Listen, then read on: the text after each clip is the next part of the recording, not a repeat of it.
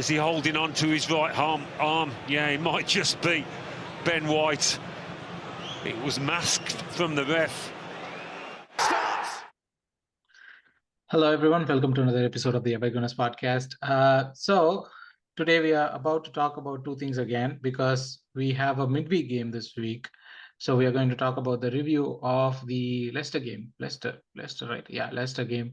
And also about the preview for the Everton game. That's our game in hand. So we will do a short preview of that too.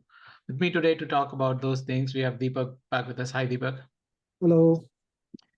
So before I start, last episode Bob did bite my ears for not saying this at the start of the of the video that please do like, share, subscribe, and comment in your thoughts on it. Also reach out to us in our social media platform for more interactions and stuff. With that out of the way, Deepak, we are still top of the league even after that game. Yeah. It was a weird. Yeah, go ahead. It was a weird game, like you were about to say. We weren't up to our best on the usual standard we set. Actually, after the goal went in, I think I sent a message in our group that this was the shittiest game I have seen in a long time. Yeah, both teams were like really bad after we scored the goal, which was like a well-crafted goal. After that, none of the team had control of the ball. It was so like a cagey affair. Nothing to talk about this game except for. See, that's the point I actually disagree a little bit on, especially after I rewatched it. I mean, I rarely rewatch games, but I rewatched parts of this game, right? Like, it's not like it was a cagey affair. Like, tell me from your thoughts that any of the Leicester chances that they created or something that they did. They didn't create anything. That's the thing, right? They didn't create any chances. They had one shot on, not even on target. They had one shot. Yeah. So how is that a cagey affair, right? Like, because I mean, the ball, we did create a lot. We did create a lot. We didn't create anything. Like, what apart from Martinelli goal, what was the good chances we had? Tell me one good chance we had. Nothing. So both of the teams just cancelled each other out. We had that one good quality move that resulted in a goal, and another one which was chalked off. Other than those two things, we didn't have any notable chances as well. So that's what I'm saying. It was both of the team cancelled each other out, and they were particularly physical. It was baffling how Leicester got 0 yellow cards in that game. We'll talk about that later. First, let's start with the starting lineup. First thing, it was a weird starting lineup for me because Trossard coming in, Martinelli playing. That's not the weirdest part. We have been asking for that for quite some time. But Trossard playing that striker role and Martinelli being the winger was something that I didn't expect. I thought Martinelli would be the striker and Trossard would be the winger. Did you find that a little bit like what is happening here? Trossard has played a lot as a false nine, right, for Brighton. That is a very wild Martinelli assumption. It is not a wild assumption. Trossard has played so many games as a false nine. So why would you play like Martinelli when Trossard has more experience as playing a false nine? Martinelli is not a striker. First, we have to understand that he is never a striker. He is more of an inside forward. That's all he is. He cannot hold the ball for sure. But neither can Trossard, right? Like, I mean, the guy is... He brings more intricate passing and has more close control, and he has played the role perfectly for Brighton.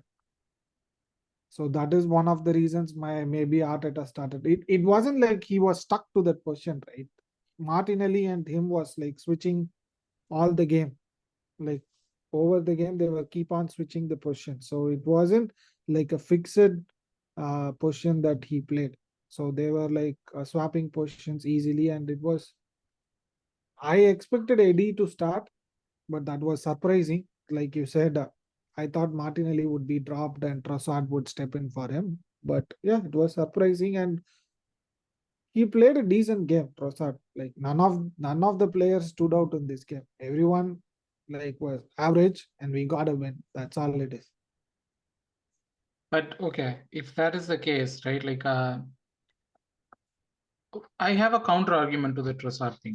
I mean, you are saying that he played false nine for Brighton, but if you look at the games, it's like saying Ben White played CDM for Leeds. He did not actually play CDM. He was man marking someone in the number 10 role. Right? The same way Trossard did not actually play a false nine. He played a number 10 with no striker in. Does that make It sense? is the same, right? That is what false nine means. He's not a striker, and he's neither a number 10. He just roams around the position. That is the definition of false nine, right? Okay, yeah, maybe Neither a number 10 or a number 9. But do you think? I mean, why I'm Like a getting there was floater kind of a player. no. Why I'm asking that is like why I'm bringing that point is, do you see Trossard playing that role more often, coming Yeah, I think coming in? so. Mm. Even that he has played, I think his last entire season for Brighton, he was their first choice. Even if Welbeck was some games Welbeck stepped in, most of the games they started with Trossard as like a striker or false nine or whatever it was. So he has more experience. So I guess Arteta trusts him to play that position more until probably Jesus comes back. Okay, so let's get to the game, right? Like the first half was a little bit iffy. We were not at the best. We were like, but there was that disallowed goal from Trossard. Yeah. That is something that, like, I mean, is it a foul? Yes, it is a foul. It is a foul. Yeah, it is a foul. Of course, given that it is us, they gave it as a foul. I think if it was any other team, they wouldn't have even checked it for sure. Yeah, exactly. So that's the point, right? Like, if it even leave aside the any other team part, like there was a beautiful conversation around this VAR thing in Ars blog, I think, when they were talking about like Ars blog, I don't remember, but they were talking about how VAR, the idea is that they need to find a way to punish a team. As in, their idea is to disallow goals. Their idea is to level the playing field for the defensive side of things, right? Which is weird because the game of football is about scoring goals. Winning the game is by scoring goals. So a team sitting there just to check to disallow goals kind of defeats the whole purpose of the sport, don't you think? I don't think so, right? Like then you can have like so many goals which is scored through offside and thing. It's like fine margin. You can like win a go like World Cup without war. That what was that meme?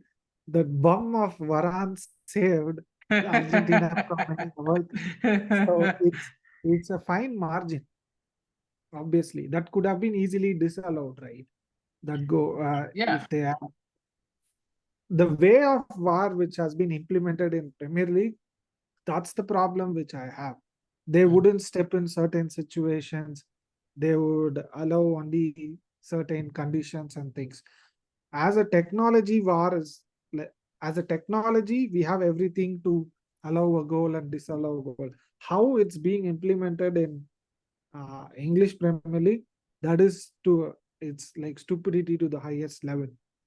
If you see like in World Cup, it was properly used. There weren't any uh, like controversies regarding war because they used it properly. How the technology was supposed to be used. Are you calling the people who are using the technology the problem here? Yes, of course, 100%. The whatever PGMOL or some nonsense they have, they are the problem, and they aren't answerable, right? They are controlled by FA, and given that, how you could what was that game against Brentford? We lost 2 points. That is one of the worst decisions ever made. Yep. Even with VAR, how can you even forget to check that? It was clear offside when you looked at. Yep. So yeah, basically they are. I'm jumping into your bandwagon. They are against Yes. Arsenal. Welcome to this. Welcome to the dark side. But Yeah, yeah, but that was a beautiful goal. Like, I mean, the shot from Trossard, the layover from Xhaka. This yeah, was a game where I felt Xhaka actually played really well. yeah, he I was felt good. like we have been complaining about Xhaka not being Xhaka or the new Xhaka, that it was great to see him do that, play that game where he was playing really good.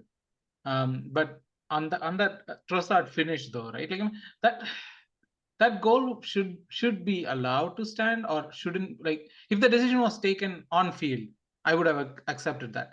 Like, if the on field ref blew it, I would have accepted, because it's like VAR says that it's only they would intervene only in clear and obvious fouls. Yeah, according to them, it's clear and obvious. It is a foul. I agree that the problem is they are not consistent enough.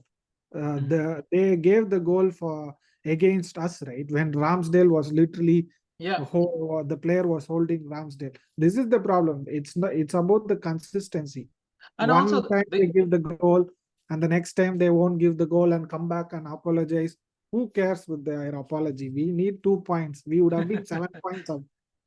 But that actually brings me a good point. Like, Ramsdale holding that scenario, at least the goal went in straight. Like, the ball went in straight through.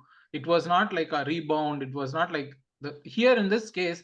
Yes, it was a constricting for the goalkeeper to punch it, but he did punch it, and the ball went out of that set piece scenario. If you mean, like, Yeah. it fell down, and then another player picked up and then passed it. So there was a play that happened after that foul, which doesn't make sense. Like, then what is the whole point? But Like goalkeepers are the most protected, right, in their yeah, box whenever the corner happens. I accept it is a foul, but it's like because it's Arsenal, they want to like use microscope and but do if all these things. also on the other side of it, like, remember Saka's run and that foul, I think it's a Yeah, that is a penalty. blatant penalty. 100% it is a penalty. I don't even know how they didn't even check that. It is a penalty. Like how can like he literally pushed Saka. Yeah, he did not go for the ball. He did Yeah, not go for the ball. he didn't even look at the ball. His concentration was completely on Saka, not to make sure that he touches the ball or does anything. He didn't even look at the ball when the ball was crossing. His entire concentration was on Saka. Sorry, Saka. So he pushed it. That was a clear penalty. And of course, VAR won't intervene in this case because it is not a clear and obvious error. What bullshit. Load of crap. But yeah, I mean, talking about referee will make me riled up a lot more. But getting back to the game, we did have a good start to the second half. I think we Yeah, have a record where we have scored all our goals within the start of the first half or the second half, like 15 minutes from the start of the yeah, first we half of have the second. scored. We have scored almost. I think that I was looking at one video. I guess they divided the 90 minutes into 6 sections, and we have scored the most from 45th to 60th minute. So looks like Arteta's team talk always works for us. I don't know what he says inside the dressing room. Get the fucking goal, guys. That's what he's saying in the in Uh, the in the room. Maybe Yeah, yeah, we have scored a lot of goals when we so the games which we have been really poor during the first half, we have always turned up in the second half. Uh, the game which I distinctly remember was against West Ham. I think it was the Benrahma penalty he scored, and I was pretty sure that we would come back. And the team really did. I think we won 3-1, I guess, that game. yeah. I was also confident in this game that we would somehow get a goal because we completely dominated Leicester. They didn't have anything to do. Yeah, and The thing was we didn't get the goal and we didn't create enough chances. The ball was just in the midfield. yeah, but the thing is, like, I was looking at the game, right? I mean, before that, like, before we go into the game perspective, about the goal, Martinelli, even though he scored the last game too, this was much needed for him because he was Yeah. not having a good game. I didn't He see was Martinelli doing really good in this game until that goal. He was having a stinker, if I had to say that way. But do you see like this as a turning point? Because Martinelli is like at least the Martinelli that we knew before the World Cup, and all the time that we spoke of Martinelli is always about end results, right? He's not a player who's going to give you a lot of other stuff, but he is the one who would be at the end of things. And seeing that he has scored back-to-back goals, does that make you feel more confident? Yeah, Martinelli is going to come back, or you are still yeah, iffy about the whole gameplay side of it? I'm still I'm still iffy about the gameplay. He hasn't been his old self, like you said before the World Cup. Probably it's because of Jesus going out or something. And he has literally no support on the left side. He has just left alone with somehow with his skills to come out of whatever defenders put him against. Because like Zinchenko comes in Mhm. and he's left alone. Probably, maybe KT coming in might help him, but I don't think so. That's going to happen. Uh, so yeah, I think he might improve a lot. And given that Jesus might come back within 1 or 2 weeks, or even probably it would help him a lot because Jesus tends to go to the left wing, and which frees Martinelli a lot of space to go into the center and score more goals. Because as I see, Eddie doesn't drift more towards the left, right? He tries to occupy the center backs more. That's how he is. And probably Martinelli fits more with Jesus. So I wouldn't be much worried given that even during this poor run of form, he has almost scored 3 or 4 goals, which is good. Yeah. But coming back to the gameplay, you were mentioning about like we were not creating chances and stuff. But is it because of Odegaard having like he's been quiet for quite some time, like for 4 or 5 games, he has not been the Odegaard that we know. Yeah. Is it? I know he's the captain. He's not doing anything wrong. He's not dropping a stinker of a performance. But do you think it's time for us to give him a rest and start Vieira on that position? We can try in our home games, probably against weaker opposition. I think we have Bournemouth right next. Why don't we try against Bournemouth? And yeah, because we have to give our subs also more chances, right? We can just say, okay, we can give chances in Europa League. Of course, yeah, you have to give chances in Europa League, but you just can't expect someone to come in and contribute when they haven't played even 10 minutes of Premier League action, right? Somehow you have to I thought this game we would score a couple of goals in the first half and we could rest Odegaard and bring in Vieira and give him more minutes in Premier League, but that didn't happen. So yeah, we can rest Odegaard. For sure he needs rest. I think Arteta might still put out a strong team in Europa League. I think it is his aim to win Europa League as well, I think. So I think we should start Fabio Vieira against Everton as well, I would say. Oh, It is our home game. but are Why you not? okay? So we are here about the Everton game. Now that we are here, you brought us here. Do you feel confident about this Everton game after everything that has happened in the past couple of days? Do you feel that we will be able to do something with this game? We should. The question is, we will not. We should have to win this game. There is no other. We should maintain that 5 points gap which we have City. Luckily, they dropped points against Nottingham Forest, so we should take that advantage and try to win this game. 1-0, 2-0, or anything. Somehow we have to get this goal. How like what we did against Leicester. It is going to be a tough game. Of course, they're just gonna sit back and hit us on counter. That's what they're gonna do. So somehow we have to break them down. Hmm. That's where so. Do you think that we would start the same starting lineup, or do you think Eddie would come back?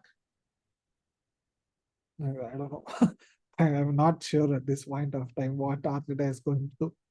Probably, I think he might stick with the same starting lineup, I guess. Maybe he was easing in Trossard into the first team slowly. Now, given that he has started a couple of games, I think he might start the next game as well. And yeah, I think Partey also might not start if given that he is not fit enough. Maybe he might start. But I think given that this is a home game and we would, but the fear I have is like they have three strong midfielders who can easily push Jorginho and run. So Do you I think think Partey should get back? Yeah, I think Partey should start, given if he is fit enough. I believe, because I feel Jorginho can be easily overrun in that midfield because like who's there, Decore and Onana. Sorry. Yeah. Who's that? Idris gone again. So yeah. I saw a meme that it is a crime to give Sean Dyche three strong black midfielders. It was so bad. Still, I have to say that. That is racist as fuck, but still. But okay, if I have to ask you to put a starting lineup, I mean, not a starting lineup that you would like, but what is the starting lineup you think would be there on the pitch? I feel Partey would come back and we would still stick with Trossard. The front three would be the same. I think the only change would be Partey coming back into the midfield. No changes for Ben White or Zinchenko? Ben White is slowly getting back to his usual self. So I think we would stick with the same lineup. I don't see KT getting time. Do you think this is the end of KT? I think so. Because he's not even like getting him into as a sub, right? You would expect KT to come back and shore up the defense after, let's say, in the 80-85 minutes. But the last 3-4 games, it was pretty close. So I probably, if we score early goals, I see him coming in around 60-65 minutes. But I think this might be end of KT, I guess. But on that same note, right, like there is also ESR who has been back, but I think he has not played for so much. I don't think so. ESR is going to get minutes in Premier League until he gets back to his best. I think he would start the Europa League games. Maybe that is also a doubt, I feel, because Arteta might completely put a strong lineup against Sporting. That is a tough fixture. So I think ESR might have to wait till next season probably to get back to that is such a crazy thing, right? Like both KT and ESR, like last season ESR was our top scorer, their best players. Yeah, both are our best players, and suddenly they are not even in the first 11, and we are talking about like them not having a future. It's so ESR is definitely going to be there, but I doubt KT we might cash in. I think there were rumors about Newcastle bidding. I think that might be a good deal for us. Okay.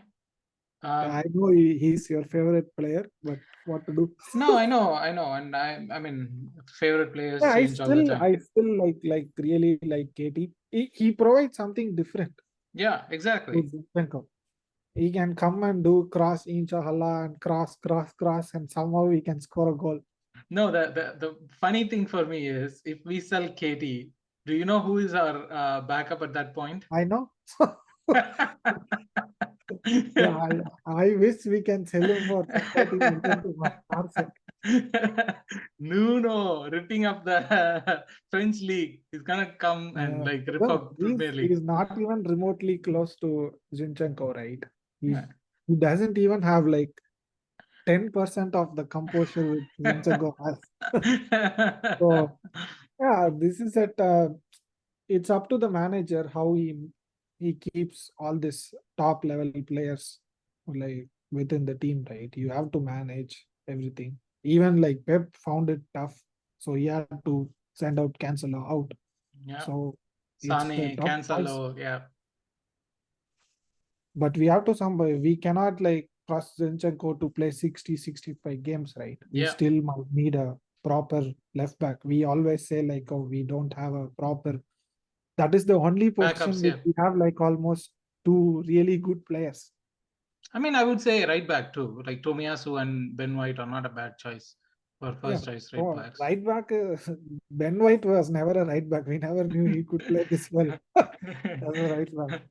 Doesn't matter. 50 But million. Everyone was complaining about us for like signing him for 50 million, and now look where he is, right? yeah, But on that Everton game, though, we know we have been scarred, and we know that it's very recent. This is our game in hand, right? Like this is the game that we have been saying, oh, we have a game in hand, we have a game in hand, and here is our game in hand, and this would give us the actual lead that we would want yeah, if we win it. we should But have that 5 point lead for sure. but uh, on that sense, like where do you see us winning this game? Where can you see us doing better? Because like we said, we've been talking about this, that we are not creating enough chances. That has been a problem. We have been having all the position that we have. We have been playing like decent at the back, but it's the chance creation, it's the transitions that is not happening. How do you see us fixing that? And do you see that's where we are winning? The midfield is where we win or lose this game. Yeah, I think so. Given Partey might come back, we would have Mike. No, like Jorginho has performed really well for the last 2-3 games. He has created a lot of opportunities from the deep line thing. Probably Odegaard needs to step up more. Even in this Leicester game, he gave a really good pass to Martinelli, and which Saka scored, which was never properly checked for offside, which I don't No know why. lines, no lines as usual. Yeah, and yeah, I think we might still create a lot of chances given that it's our home game. It might be I think we might comfortably win at least 2-0, given if probably they don't, that Pickford doesn't perform any heroics or something. I feel we should create enough chances. Even against Leicester, we scored a goal which was disallowed. Saka's was a blatant penalty. We put the ball in, Saka put the ball in, which was really close offside, and then we scored a deserved goal. It's Yeah. not like that we didn't deserve to win the Leicester game. We were so bad. We did create few chances. I think we would do the same against Everton as well. It's going to be a tough game for sure, because they have two decent center backs in Cody and Tarkowski. They can defend how much ever crosses you put in. So it will be tough to break them down, but still I think we have enough quality to win the game. One thing I want to talk about apart from this game is about Manchester United winning the Carabao Cup. Yeah. Do you think they are going to be a force? We've talked about this a lot, but do you think this is becoming from a 2 hours race to a 3 hours race? Do you think that's how it is going? You mean this title race? Yeah, definitely. They are just what if we win the game in hand, it's 8 points, right? And if there is a chance where we might lose against City, and then it's just down to 5 points. So definitely they are in title race for sure. Even though we can just downplay that, oh, they are not in the title race, they are 8 points behind. They are still in the title race until if they lose couple of games here and there against. I think they have a tough April where they might lose against Liverpool or anything. Anything can happen, but they have like a really good quality team where like a couple of players are coming back from injuries, so they are still definitely a threat in the title race. Definitely, this is a 3 hours race. Okay, but getting back to the Everton game, you were mentioning about 2-0 victory. Is that going to be a prediction for the game? Yeah, I think so. I think we might score a couple of goals. I expect maybe Trossard this time to get a goal, and I will stick always with Saka scoring a goal. He did score a goal. They He did talked score a about goal. He got a penalty, so those two are on him. he That did boy is score a goal with that boy is like, I don't know how he does it. I mean, he's I'm very proud that he's one of our own. Really, yeah. like one of those players that you feel like, yes, this is my player. Even if we go somewhere, like people talk about Serge Gnabry going to Bayern and doing these things. I don't feel that connected with him. Like, I mean, yeah, he was in our thing and stuff. But if for example Saka goes from Arsenal, kicks off to some other place, I would still consider him as our own. Like, he's one of No, those players who really is Arsenal through and through. Yeah, he has been literally carrying us for last 3 seasons. So obviously he's the star boy Arsenal currently. Without him, I think there is no title challenge. There is nothing. One more thing. I mean, I completely missed the whole thing. Like, Chelsea fans are going on a meltdown with Graham Potter. How much are you enjoying this Chelsea decline with Graham Yeah, Potter? I'm pretty sure no one could manage that squad. How do you expect like a manager to bring in 11 players and ask him to set up a team? It's impossible. I feel bad for Potter. He is really a decent, good coach who can manage a good team. But the way the Chelsea is being managed right now, it is so funny to see. But it's so Maybe happy. probably a better experienced manager can bring them up, but right now it's a complete circus there. I don't know how many players even they have.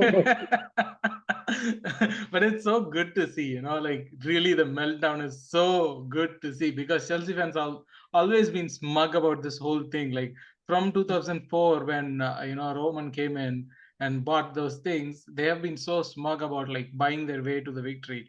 But I mean, I'm not downplaying any of the wins that they had or the cups they have won, but still, like, it's so satisfactory to see this meltdown more than anything else. Like, even if they dock points with City, I wouldn't be this satisfied. I'm so satisfied to see Chelsea going down. Yeah, they definitely they are not going to perform any better this season. But yeah, they have a really good squad, but with a better manager, they might perform well. But until then, we can laugh at them. Yeah, so that's our that we wanted to end it on a happy note, so we did laugh at Chelsea. So anyone who wants to laugh with us, just do comment in your happiness that this shit show of a Chelsea team has been. But that's our review and preview for those games. Thanks, Deepak. Thanks for joining in. Talk to you after the next game, where we win against Everton. We Bye. will 5 points.